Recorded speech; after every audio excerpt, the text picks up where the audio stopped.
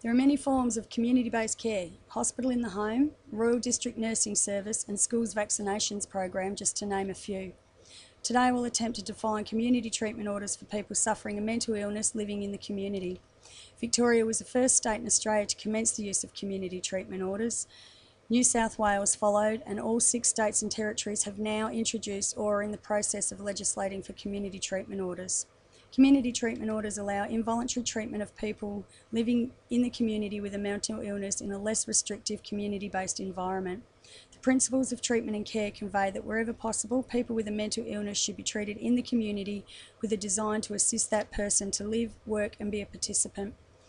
Maintenance of patients' rights need to be upheld and exercised regularly, with explanations and information of treatment expectations of the CTO for both parties, client and healthcare worker. All procedural reviews pertaining to the status of the client's CTO need to be clearly outlined, and information given that the client has the right to obtain a second opinion regarding one's psychiatric conditions. The success of CTOs depend on a mutual, respectful relationship between clients and mental health workers. Time, consistency of staff, information sharing, negotiation and trust are all elements of building a therapeutic relationship.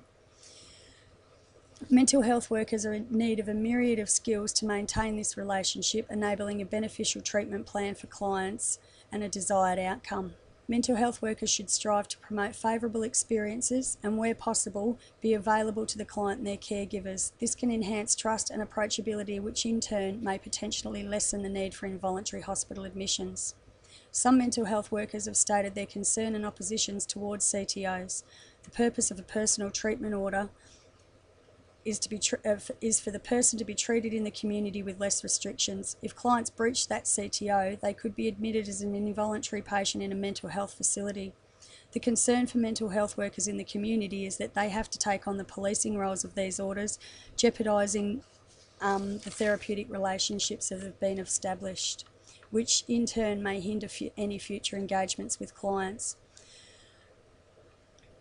The implementation of a successful CTO relies on mental health workers, but they are not always acknowledged in mental health law and some organisational policies, raising moral and ethical debates of the community treatment order itself and the roles and responsibilities of the mental health workers employed to care for some of our most vulnerable citizens.